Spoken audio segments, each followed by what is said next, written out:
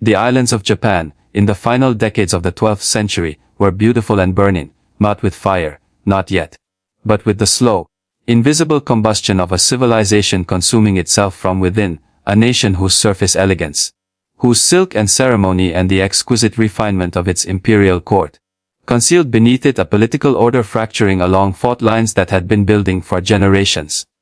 The Heian period, that long, luminous era of courtly grace, of poetry competitions and incense ceremonies, of aristocrats who measured their sophistication by the number of robes they could layer, and the quality of the calligraphy they could produce, was ending. And what was ending it was not foreign invasion, not natural catastrophe, not the slow erosion of time.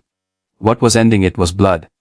Specifically, the blood of two of Japan's most powerful warrior clans, and their absolute, intractable, existential refusal to share a country. The Minamoto clan. The Taira clan. Their names in the Japan of the 1180s were not merely family designations.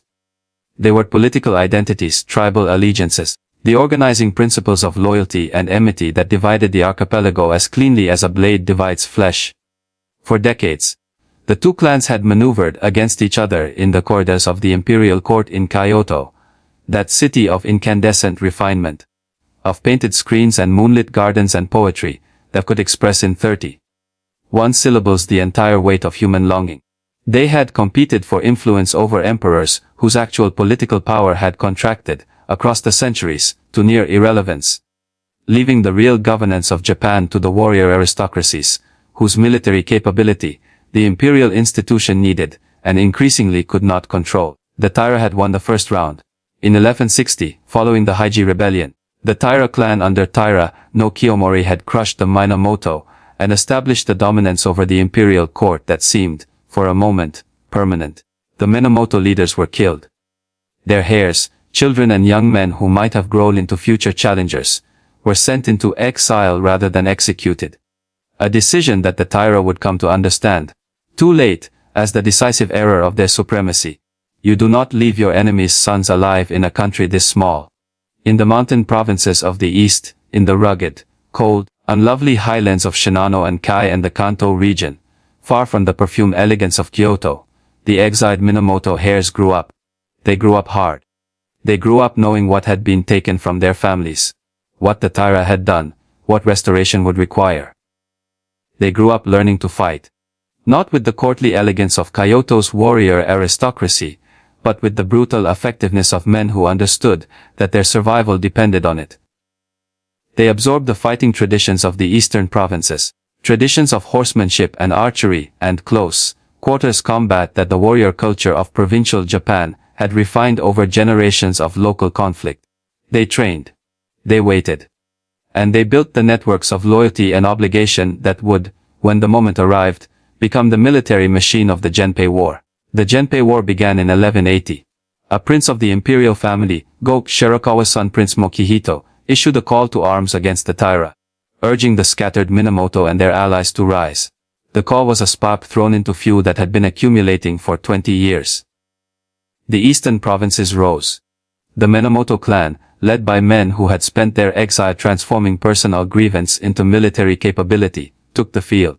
And the most extraordinary chapter in the history of the Genpei War, the chapter that would produce a figure unlike any other in Japanese military history, began in the highlands of Shinano province, in the army of a man named Minamoto no Yoshinaka.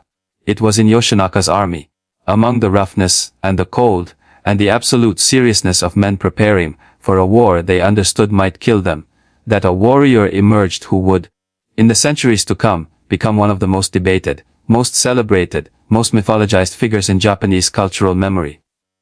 A warrior whose existence challenged, simply by being what it was, every assumption the world around it had made about the nature of military capability, and the bodies permitted to possess it. Her name was Tomo, and the world into which she rode was a world about to tear itself apart. The historical record is, in the manner of 12th century Japan, both tantalizing and incomplete. What is known is filtered through the great military epic that chronicles the Genpei War, the Heike Monogatari, the Tale of the Heike. That extraordinary work of Japanese narrative literature that was composed in the decades following the war and transmitted, for generations, by blind traveling bards called biwa hoshi, who sang it to the accompaniment lute at temples and crossroads, and the courts of lords, who needed to understand what the war had been. The Hike Monogatari is not a modern historical document. It is a work of literature that processes historical events through the aesthetic and moral frameworks of medieval Japanese culture, through the Buddhist understanding of impermanence, through the warrior ethic that was crystallizing, in this era, into what later centuries would call Bushido, through the particular emotional register of a culture that found in the transience of beauty its deepest metaphor for the human condition.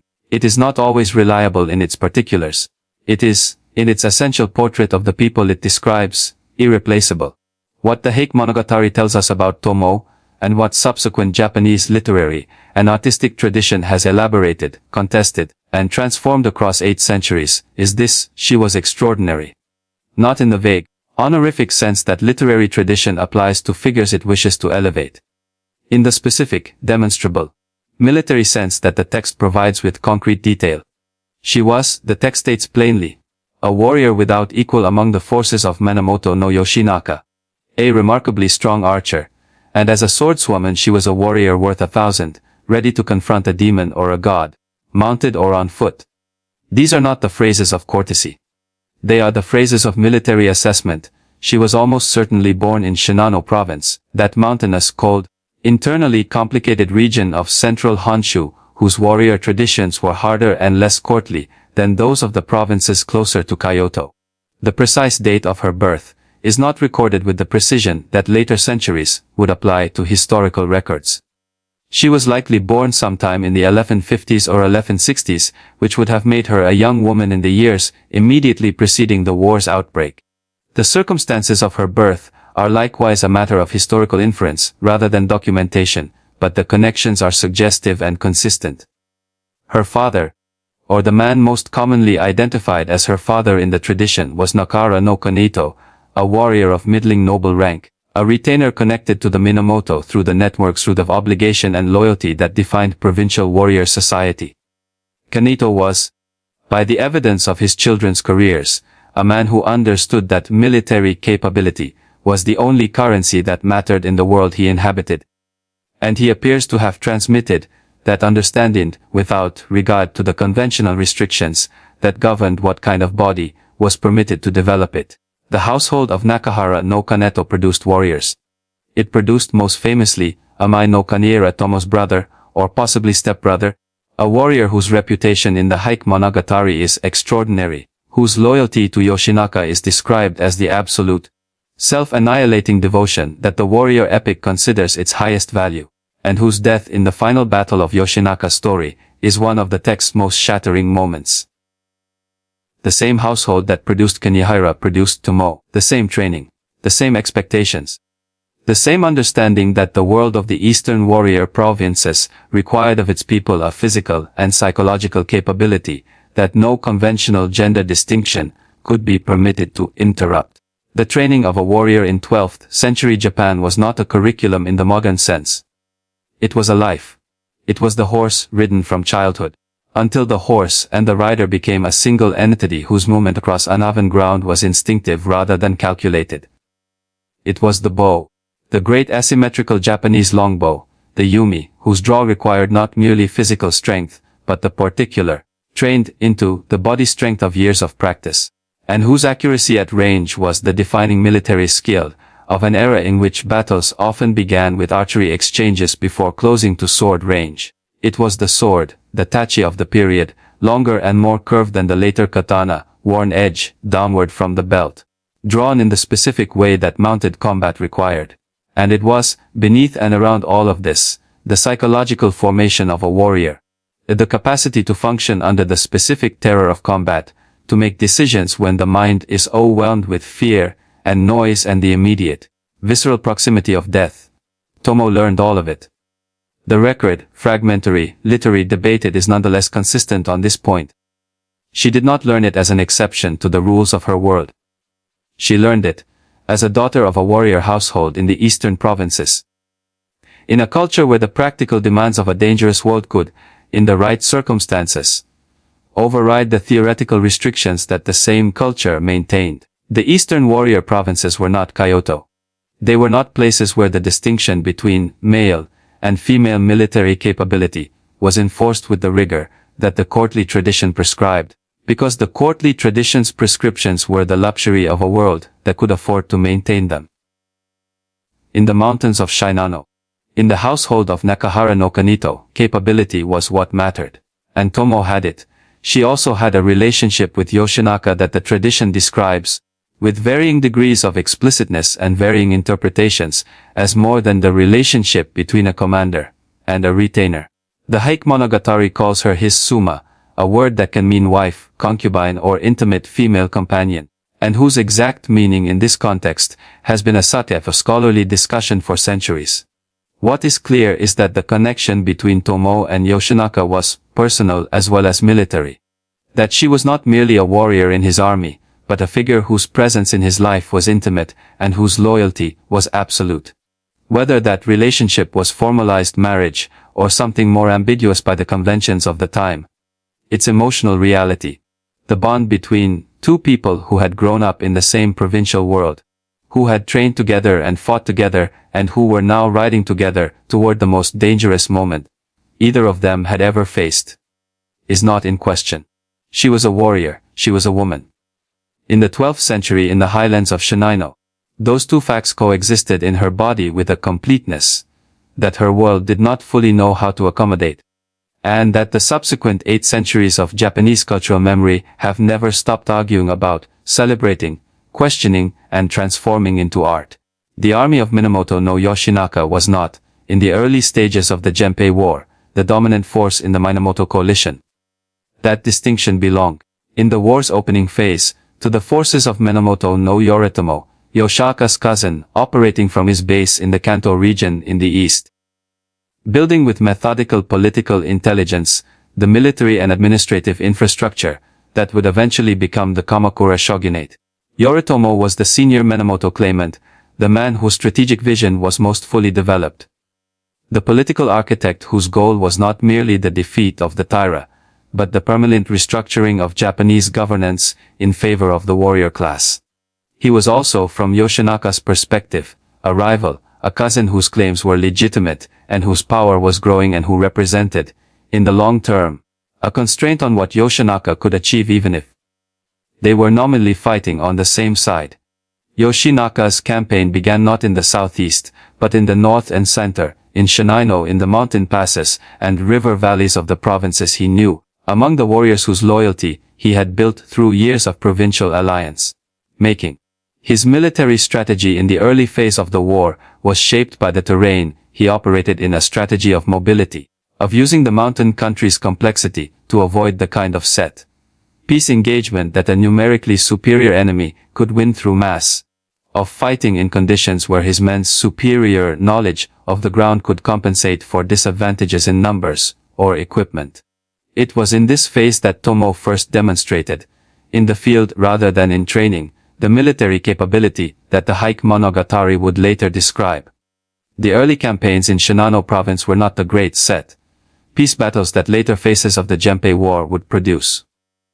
They were the hard, unglamorous, tactically demanding work of establishing control over a region through a series of engagements, ambushes, skirmishes, the assault of fortified positions, the pursuit and destruction of enemy detachments that required exactly the qualities the Eastern warrior training had developed: the horsemanship, archery accuracy, the physical endurance to fight in cold mountain terrain, and the psychological composure to make correct decisions in the chaos of actual combat.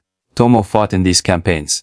She fought not as a symbolic presence or a special exception to the rules of war, but as a functioning member of Yoshinaka's military force.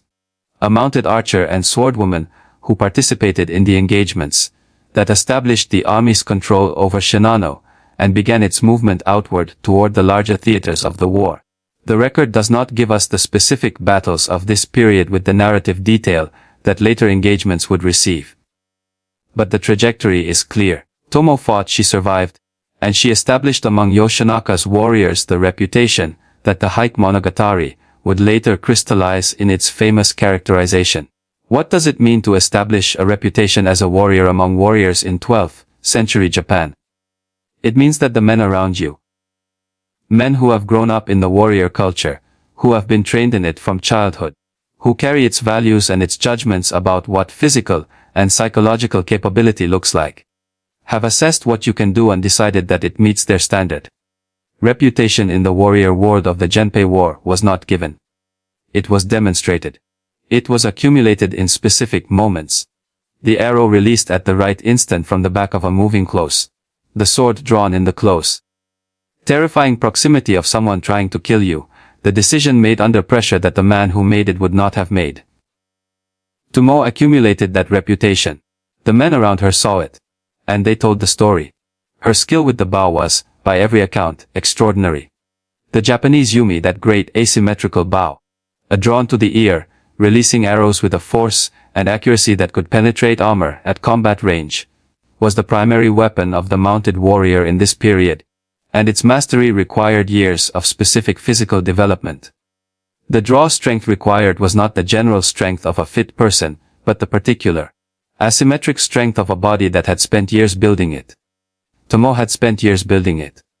The accounts of her archery, shooting from the back of a horse at range in motion, with the accuracy that the military value of archery required, are consistent across sources that have no particular reason to be generous to her if the accounts were not substantially true.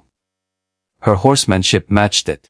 The Eastern provincial tradition of mounted combat, the Abusame tradition of riding and archery, the physical integration of horse and rider that the warrior culture of the Eastern provinces had developed to a pitch of excellence, was the defining military skill of the Genpei War's cavalry engagements. To ride as these men rode, over the terrain of the Eastern Highlands, in armor, at speed, in weather that was often brutal, required a physical capability, and a trained instinct that years of practice could produce but that years of practice were required to produce. Tomo had the years. She had the practice. And she had, by the accounts, the instinct, the quality that separates the merely technically proficient from the genuinely dangerous. The army moved. The war expanded. The Taira, whose dominance over the imperial court had seemed permanent in 1160, were beginning to feel the pressure of the Minamoto resurgence from multiple directions simultaneously. And Yoshinaka's army, hardened in the Shinano campaigns, increasingly experienced, led by a commander whose tactical instincts were sharp, even if his political intelligence would prove more problematic, was moving toward the engagements that would define its place in the war and in history. Tomo moved with it. Every step of the way. The year 1183 was the year Yoshinaka's campaign transformed from a regional insurgency into a national event. The Taira, responding to the growing Minamoto threat from multiple directions, dispatched a massive force northward. An army whose size the sources describe in the inflated terms that medieval military chronicles habitually use, but which was, by any realistic assessment, substantially larger than what Yoshinaka could field. The engagement that followed, the Battle of Kurikara, fought in the mountain pass of that name on the border, between the Ekezan and Kaga provinces in June 1183, was one of the decisive battles of the Genpei War, and it established Yoshinaka's military reputation as something more than a provincial commander with a talent for mountain fighting. The tactical situation at Kurikara was one where the conventional approach, meeting the Taira force in the kind of formal, ritualized opening exchange that Japanese warrior culture prescribed, followed by the decisive close engagement, would have resulted in Yoshinaka's destruction by numbers alone. He did not take the conventional approach. The battle he fought at Kurikara was a battle of deception, of terrain manipulation, of using the mountain pass's geography to channel a larger force into a position where its size became a liability rather than an advantage. He divided his forces, he created diversions. He used the darkness and the terrain and the psychology of an enemy that had not expected genuine tactical sophistication from a provincial commander. The Taira force was destroyed. The size of the defeat, the scale of the casualties, the completeness of the collapse, sent a shockwave through the political structure of the war. An army that had marched north with the confidence of numerical dominance had been broken in a mountain pass by a commander, who understood that the mountain was a weapon, if you knew how to use it. And Yoshinaka knew how to use it. Tomo fought at Kurikara. The specific accounts of her actions in this engagement are not preserved with the particularity of the later accounts. The nature of the Haik Monogatari's narrative focus means that some battles receive detailed description and others appear in broader strokes. But the evidence of her continuous presence in Yoshinaka's fighting force means that the battle that made his reputation was a battle she was part of. She was in the vanguard. She was in the engagements. She was, by the accumulated account of a tradition, that had no reason to invent her presence if she were not there. One of the warriors who made Kurikara what it was. What Kurikara did for Yoshinaka's reputation it also did. By association, and by the specific accounts that followed. For Tomos, the army that had defeated a Taira force at Kurikara, and then swept southward through the provinces of the Japan Sea coast, taking one provincial headquarters after another, was an army of fighters whose capability was now established beyond question, and Tomo was among its most recognized figures.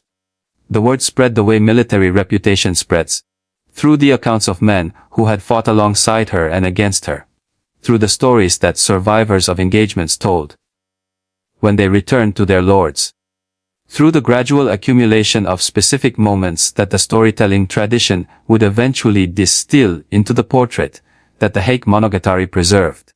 The advance on Kyoto in the late summer and autumn of 1103 was the campaign's culmination.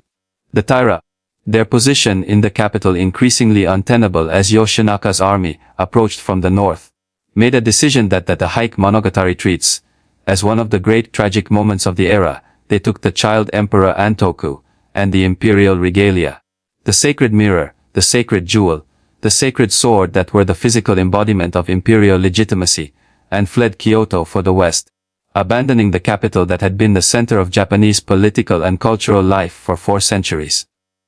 The image of the Taira departure, the burning of the mansions they left behind, the boats on the inland sea, carrying the emperor, and the regalia away from the burning capital, is one of the Haik Monogatari's defining images of the war's tragedy and the impermanence of worldly power. Yoshinaka entered Kyoto. He entered it as a conqueror, as the man who had driven the Taira from the capital, as the military figure whose campaign had transformed the war's balance.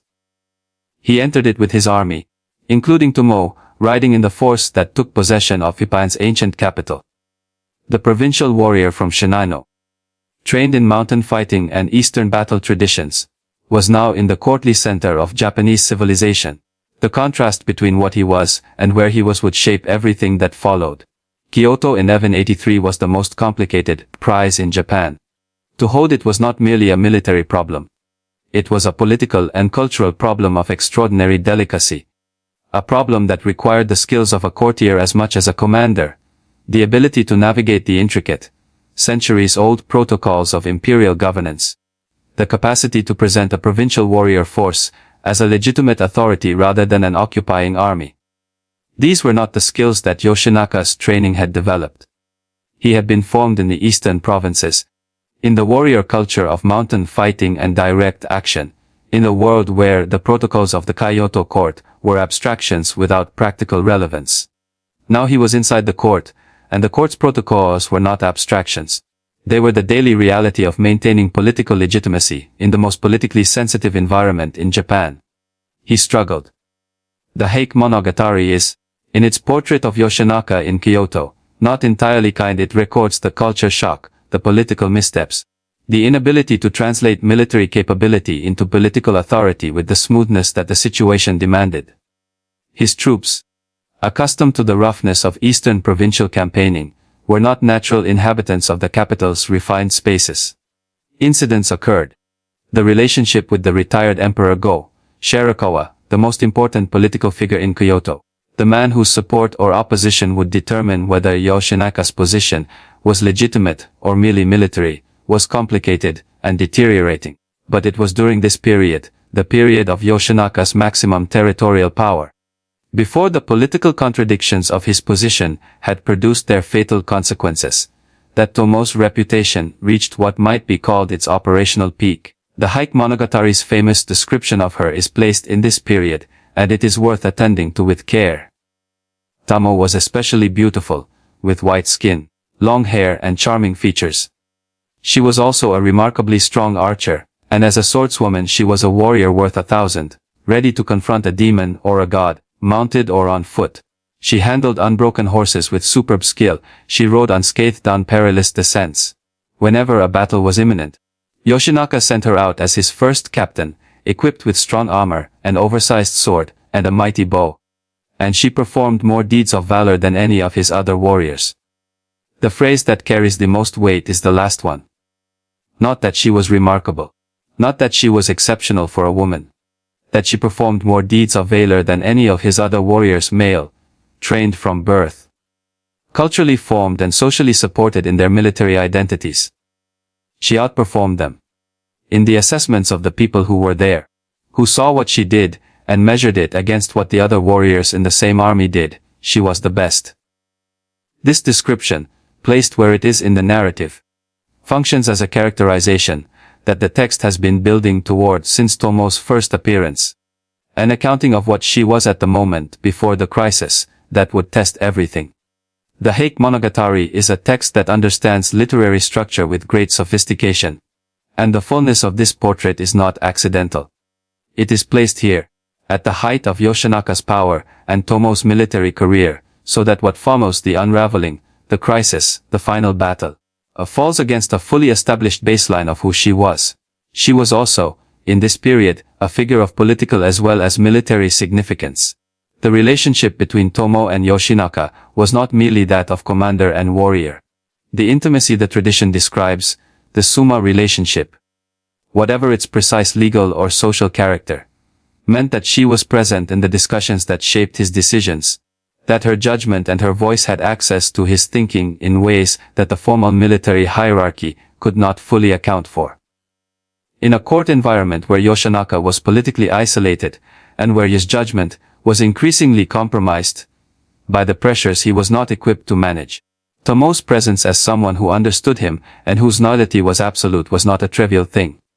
The political crisis was building. Yoritomo, in the east, was watching his cousin's occupation of Kyoto, with the specific displeasure of a senior partner, who has not been consulted, and does not trust what he sees. Go Shirakawa was maneuvering against Yoshinaka with the subtle, persistent intelligence of a court politician who had been navigating military commanders for decades. The other Minamoto commanders, Yoritomo's brothers Noriori and Yoshitsune, were being positioned for the campaign that would resolve, one way or another, the question of which Minamoto commander was going to define the war's outcome. And the Taira, in the west, were not finished. They were rebuilding. They were preparing. And they were watching. The peak was real. And it was about to end.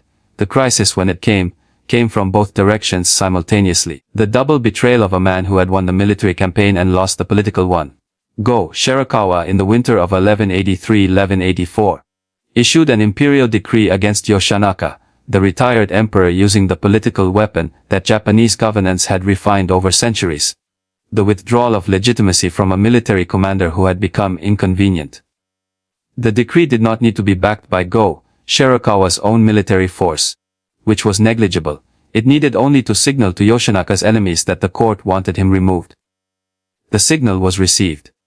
Yoshinaka's response was to take Go Shirakawa into what amounted to custody, a desperate move that only confirmed the narrative his enemies were constructing about him. The provincial warrior who did not understand Kyoto was now holding most important political figure in Japan, against his will, in the capital of a country where the rules of political legitimacy were ancient and precise, and being violated in ways that could not be walked back. Yoritomo moved. He dispatched Yoshitsune and Noriori westward from the Kanto with a force that dwarfed what Yoshinaka could muster. These were not the opening moves of a negotiation. They were the opening moves of an elimination. The Battle of Owazu, fought on the first day of the second month of 1184, was not a battle Yoshinaka could win. The strategic situation, surrounded, outnumbered, cut off from the alliances that might have sustained a longer resistance, facing commanders whose military capability was at least equal to his own, was beyond recovery.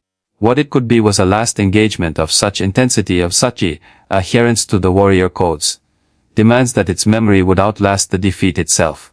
And that is what it became. Tomo fought at Owazu. She fought in the final.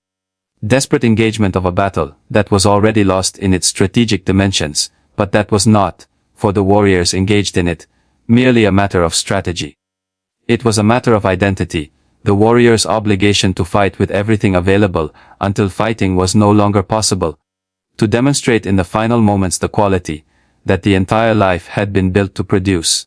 The Hike Monogatari's account of Tomo at Owazu is the passage that has reverberated across 8 centuries of Japanese cultural memory. It describes her in the final phase of the battle, after Yoshinaka's force had been reduced to a handful of survivors, still fighting, still mounted, still armored, still the warrior that the text has described from the beginning. And then it describes a moment that has no parallel in the military literature of the period. A warrior named Honda no Moroshige of Musashi province, described as a powerful man, attempted to seize her, to capture or kill this figure whose reputation had preceded her even to the men on the opposite side of the battle. Tomo did not wait. She rode at him directly. She pulled him from his horse. She forced his head against the pommel of her saddle. She cut it off. In the middle of a battle. While her commander's cause was collapsing around her. The beheading of a notable enemy, a recognized warrior, a man of standing, was the definitive act of valor in the warrior culture of the Genpei War. It was the act that established beyond any question the quality of the warrior who performed it, because it required not merely physical capability, but the tactical clarity and psychological composure to execute a controlled, deliberate killing of a resisting enemy in the chaos of a losing battle. Tomo did it. In the last battle. When everything was lost. And then comes the moment that the tradition has argued about for 8 centuries. Yoshinaka, in the account, tells Tomo to go. His stated reason, in the text's rendering of it, is that he does not want to die alongside a woman. That the manner of his death matters to him, and that her presence at his death would alter its meaning in ways he cannot accept. Whether this reflects the actual words spoken on that day, whether it is the Hike Monogatari's interpretation of a more complex reality, whether it is a narrative convention that the text imposes on a moment whose actual content is unrecoverable. These questions have been asked and answered and asked again. What is not in question is that Tomo left. She rode from the battlefield of Owazu carrying the head she had taken as a trophy of valor. And Yoshinaka rode deeper into the battle, into the frozen lake, into the arrows, into his death. She rode away from Owazu, and then the historical record, with the frustrating incompleteness that it maintains throughout her story, presents several possibilities and confirms none of them. The Hike Monogatari ends its direct account of Tomo at the moment she leaves the battlefield. It notes that she rode east with the head of Honda no Moroshige, and then silence. The text offers, in some of its variant versions, a brief coda. That she threw the head away when she reached the eastern provinces. That she laid down her weapons and became a nun. That she lived to extreme old age. This account, Tomo as Buddhist nun, as woman who survived the warrior's life, and transformed herself into the religious contemplative that Japanese culture offered as an alternative identity, has a narrative tidiness that makes it appealing and suspicious in equal measure. It resolves the story in a culturally comprehensible way. It gives the extraordinary woman an acceptable ending. Other traditions offer other endings. There is a tradition, maintained particularly in the Echigo province region of northwestern Japan, that Tomo survived the war and eventually married a warrior named Wada Yoshimori, a Minamoto retainer in the Kamakura military government that Yoritomo established after the war's conclusion. The Wada family of Echigo province maintained, for generations, a tradition of descent from Tomo. The town of Tomo in Niigata prefecture, named in local tradition for her, preserves this account. Whether it is history or the honorific commemoration that communities give to legendary figures they wish to claim is a question without a definitive answer. What both traditions share is a Tomo who survived Owazu, who rode away from the battle with the head of the man she had killed, and the life that remained to her, and who found, in the years after the war's end, some way of inhabiting a world that had used her and then, as warriors do with people whose capabilities exceed the use of they were designed to serve, moved on without her. The Genpei War ended in 1185 with the Battle of Dan Nora, the great naval engagement in the Straits of Shimonoseki, where the Taira were destroyed, where the child emperor Antoku drowned with the sacred regalia, where the tragedy that the Hite Monogatari had been building toward reached its devastating conclusion. Minamoto no Yoritomo established the Kamakura shogunate, the military government that would define Japanese governance for the next century and a half. The warrior class whose emergence the Genpei War had accomplished was now the ruling class. The world had changed. In that changed world, the woman who had been one of the finest warriors of conflict occupied what position? The Kamakura period was, in many respects, more formally restrictive than the conditions that had produced Tomo, more codified in its definitions of military identity, more systematized in its governance of who could bear arms and in what capacity, more attentive to the distinctions between samurai identity and other social categories.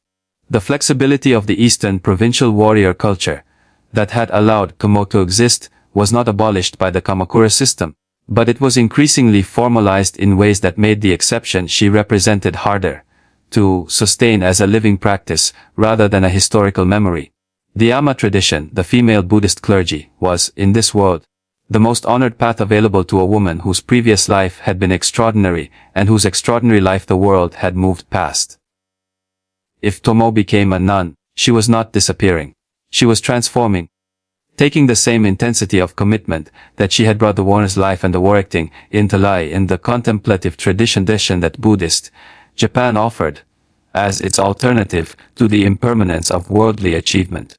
The warrior who understands impermanence, who has lived in the proximity of death long enough to understand it, not as a concept, but as a constant presence, is perhaps particularly prepared for the Buddhist practice that takes impermanence as its foundation. The man who had been her commander, her probable intimate, the organizing center of her warrior life, was dead in a frozen lake near Awazu. The war that had given her life its defining purpose was over. The world that had made space for what she was had given way to a world that was still deciding how to remember it. She had left the battlefield carrying a head. She had carried, with it, a story that was already, before she had finished living it, becoming legend. 800 years have passed since the morning Tomo Gozen rode away from Awazu. 800 years of Japanese poets and playwrights and painters and printmakers and novelists and filmmakers returning, again and again, to the image of a woman on horseback, in armor, in the case of a battle she was winning, even as everything around her was lost. The Hite Monogatari gave the world her portrait. The world took that portrait and did with it what cultures do with figures who refuse to be contained by the categories available to them. It made her a mirror. Every generation that has looked at Tomo Gozen has seen in her what it needed to see, what questions it was asking about gender and capability, and the nature of heroism, and the kinds of bodies that history is permitted to enshrine. In the no-theater tradition that developed in the 14th and 15th centuries, that extraordinary synthesis of music, movement, mask, and text that is one of Japan's greatest aesthetic achievements, Tomo appears as a figure of tragic memory. The no-play Tomo centers on her ghost. Return to the world of the living, still processing the events of Awazu, still inhabited by the loyalty and grief of a warrior who survived the death she should, by the warrior code's logic, have shared. The no treatment is not triumphalist, it is the complex, emotionally nuanced treatment of a figure who carries both the honor of her valor and the weight of her survival, the warrior who performed more deeds of valor than any other and who nonetheless lived when her commander died. The no sensibility, with its Buddhist awareness of the attachments that bind the dead to the world, found in Tomo a figure of perfect complexity, brave and bereft, triumphant and incomplete. The ukiyo-e woodblock print tradition of the Edo period gave Tomo a visual presence that has shaped how subsequent centuries have imagined her. Utagawa Kuniyoshi, one of the great masters of the warrior print genre, produced images of Tomo that are among the most recognized depictions of any female warrior in Japanese art history. She appears armored, mounted, in the act of a beheading, the moment that Awazu rendered it, in the dramatic visual language of the warrior print, her face composed and fierce, the chaos of battle framing a figure of absolute competence. These images did not merely illustrate the Hite Monogatari's account.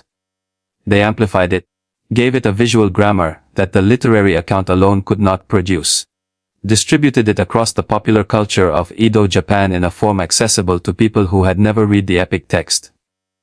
The modern world has continued the process. Tomo Gozen appears in contemporary Japanese manga and anime as an archetype, the fierce, capable female warrior, whose presence in historical settings challenges the assumption that the past was simple in its gender arrangements. She appears in video games and historical fiction and the popular cultural forms that carry medieval Japanese history to audiences who come to it through entertainment rather than scholarship. The adaptations are not always faithful to the historical record. They are, in many cases, as much projections of contemporary questions onto historical material as the Hike Monogatari itself was a projection of 13th century values onto 12th century events. But the fact of her continued presence, the fact that a 12th century warrior remains a living cultural reference in 21st century Japan and beyond, is its own kind of evidence about what she represents. What she represents is not uncomplicated. The feminist recovery of Tomo Gozen. The scholarly and popular project of restoring her to historical visibility, of insisting on the substantive, rather than decorative nature of her military role, of reading her story as evidence for the capacity of women to perform military functions that patriarchal culture restricts, is legitimate and important work. It corrects genuine distortions in how the record was read, and teaches something true about the relationship between gender and capability. But Tomo also existed in a warrior culture whose violence was real and whose costs were distributed in ways that the celebratory narrative can understate. The Genpei War was not a drama with heroes and villains disposed for the convenience of modern interpretation. It was a civil war that devastated the country. That killed people without regard for whether their deaths served any narrative purpose. That produced the Kamakura military system, whose dominance had consequences for Japanese society, that extended far beyond the war's battlefield outcomes. Tomo fought in that war with extraordinary ability and extraordinary courage. She did so in the service of a man whose political judgment was often poor and whose cause, while genuine, was one of several competing claims whose resolution was determined ultimately by the balance of military force. She deserves full recognition. She also deserves to be seen fully, as a human being in a specific historical moment, shaped by specific circumstances, possessed of specific capabilities and specific loyalties, living a life whose meaning was not exhausted by the purposes that later generations have found in it. On a battlefield north of Kyoto, in the winter of 1184, a woman performed more deeds of valor than any other warrior in the army that surrounded her. She did it in the full knowledge that the battle was lost, that the man she was fighting for was about to die, and that the code she had lived by her entire life demanded nothing less than everything she had. The battle ended. She rode away. The story did not. History moves forward through its exceptional moments. The mornings when what seemed impossible turns out to be only unmade. The people who do what the world said could not be done in the full presence of a world still saying it. Tomo Gozen was such a moment. Such a person. The mountains of Shinano remember her. The frozen shore of Awazu holds her shadow. And in every culture, in every era, in every moment when someone is told that the shape of their body determines the limits of their possibility. The memory of a warrior on horseback, in armor, in the chaos of a battle she was winning even as everything ended, arrives like an answer to a question that was never supposed to be asked. She was a warrior. She was a woman. The world has never fully decided what to do with that. And that indecision, that persistent generative, unresolved argument with what she was and what she means, is perhaps the most enduring victory of all.